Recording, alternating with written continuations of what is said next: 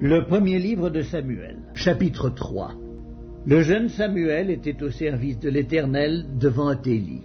La parole de l'Éternel était rare en ce temps-là, les visions n'étaient pas fréquentes. En ce même temps, Élie, qui commençait à avoir les yeux troubles et ne pouvait plus voir, était couché à sa place. La lampe de Dieu n'était pas encore éteinte et Samuel était couché dans le temple de l'Éternel où était l'arche de Dieu.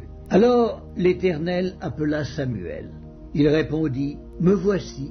Et il courut vers Élie et dit, « Me voici, car tu m'as appelé. » Élie répondit, « Je n'ai point appelé, retourne te coucher. » Et il alla se coucher. L'Éternel appela de nouveau Samuel, et Samuel se leva et alla vers Élie, et il dit, « Me voici, car tu m'as appelé. » Élie répondit, « Je n'ai point appelé, mon fils, retourne te coucher. » Samuel ne connaissait pas encore l'Éternel, et la parole de l'Éternel ne lui avait pas encore été révélée.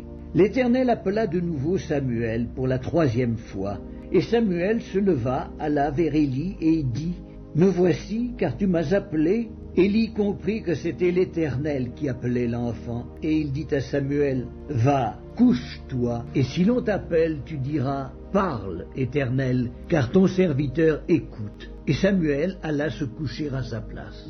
L'Éternel vint et se présenta, et il appela comme les autres fois, « Samuel, Samuel !» Et Samuel répondit, « Parle, car ton serviteur écoute. » Alors l'Éternel dit à Samuel, « Voici, je vais faire en Israël une chose qui étourdira les oreilles de quiconque l'entendra. En ce jour, j'accomplirai sur Élie tout ce que j'ai prononcé contre sa maison. Je commencerai et j'achèverai. Je lui ai déclaré que je veux punir sa maison à perpétuité à cause du crime dont il a connaissance et par lequel ses fils se sont rendus méprisables sans qu'il les ait réprimés. C'est pourquoi je jure à la maison d'Élie que jamais le crime de la maison d'Élie ne sera expié, ni par des sacrifices, ni par des offrandes. » Samuel resta couché jusqu'au matin, puis il ouvrit les portes de la maison de l'Éternel.